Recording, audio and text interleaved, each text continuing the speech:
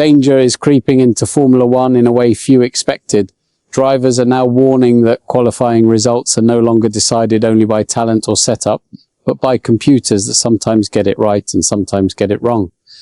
Oscar Piastri delivered one of the strongest statements of the season after the Belgian Grand Prix, saying the starting grid is being partially determined by computers that work well or badly. That comment has sparked a serious debate about how much control drivers really have under the 2026 regulations. The issue isn't artificial intelligence in the way most people imagine it. Instead, Formula One's new hybrid power units rely on self-learning algorithms that constantly analyze data and predict the best energy deployment strategy. Those systems learn from previous laps and even react during the current lap.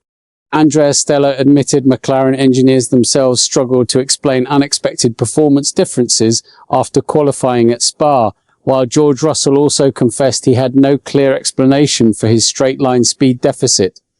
That changes everything. The software is so sensitive that even tiny changes in driving style or unexpected situations can completely alter how the power unit delivers energy.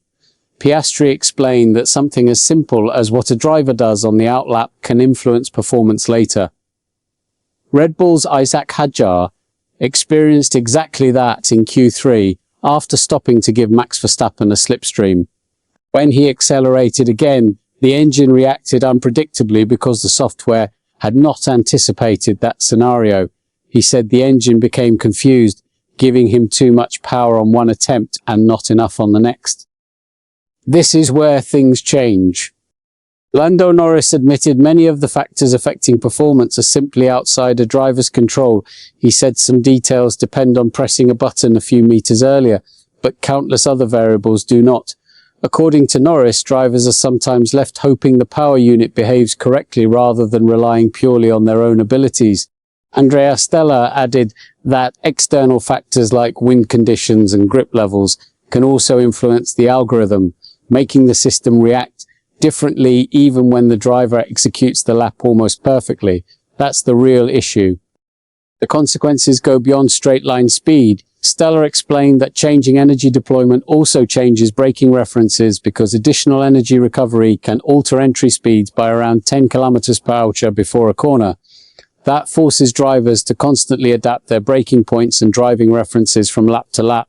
The unpredictability makes extracting maximum performance far more difficult than simply driving faster, leaving even experienced Formula One stars feeling powerless. There is some good news, but the bigger concern remains. Tracks such as Budapest and Zandvoort should expose fewer of these problems because they demand less aggressive battery management than Spa. However, Stella admitted engineers still do not fully understand every deviation produced by these self-learning systems. He said the remaining random factors only appear random because engineers have not yet identified every sensitive parameter influencing the software.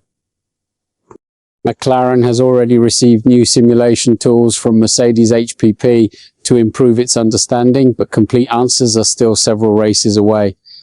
Piastri believes this challenge is deeply built into the DNA of the new regulations. Even the planned shift to a 60-40 split between combustion and electric power in 2028 is unlikely to eliminate these behaviors, because the issue lies in how the engine is calibrated and how the learning software operates. If drivers continue feeling that qualifying positions depend as much on unpredictable algorithms as on skill, Formula One could face one of the biggest competitive debates of this new era. Will teams finally master these systems, or will computers continue deciding crucial moments on the grid? What's your take on this situation? Share your opinion below and don't forget to subscribe to the channel for more Formula One updates.